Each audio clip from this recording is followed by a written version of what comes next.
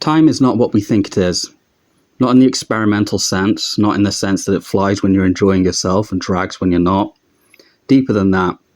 According to physics, the kind of time we actually live inside, sequential, linear, measurable to the second, is at best an approximation, and at worst a fiction we've collectively agreed to enforce.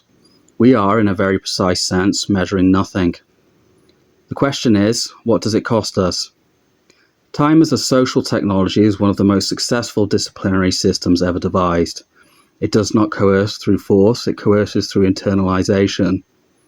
You do not need someone to tell you that you have failed to be in bed by midnight, you tell yourself.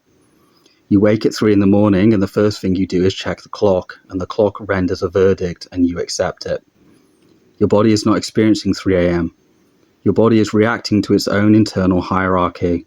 Temperature, cortisol, accumulated fatigue, but your mind has been trained to override that signal with a number.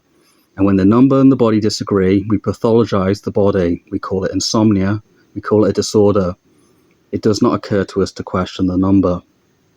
Rest arrives the moment you stop measuring it. This is the small irony at the center of sleeplessness. The harder you account for your own unconsciousness, tracking it, timing it, judging its adequacy, the further it retreats.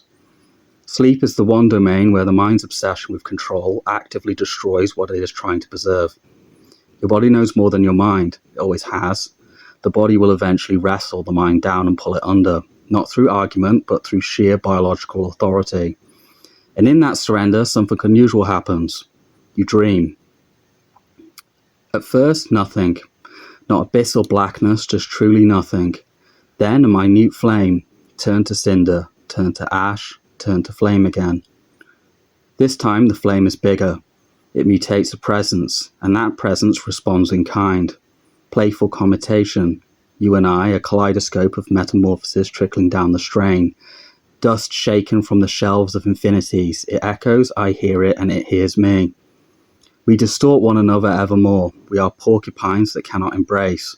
My recursion is your cancer, and your cancer is my plague. Just when one of us is about to succumb, pulled through the eye of the needle, backwards as forwards. We are injuring one another in different ways. I bleed your spirit and you puncture my soul. Neither of us were the first, yet we both share the origin. A unison formation between us, selves flickering into beings not breathed into clay, scraped into existence through fiction. This is existence as it is actually structured, not linear, recursive, without obligation to narrative or consequence. The dream does not need to make sense. It does not need to obey physics or morality or the sequence of before and after. It simply is.